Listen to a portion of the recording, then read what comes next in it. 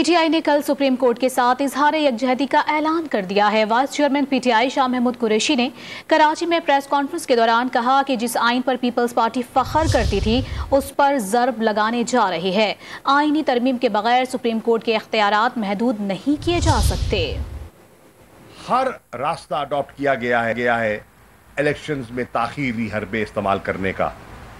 Assembly میں قانون سازی کی گئی۔ ہم سمجھتے ہیں کہ وہ آئینی ترمیم کے بغیر ممکن نہیں ہے۔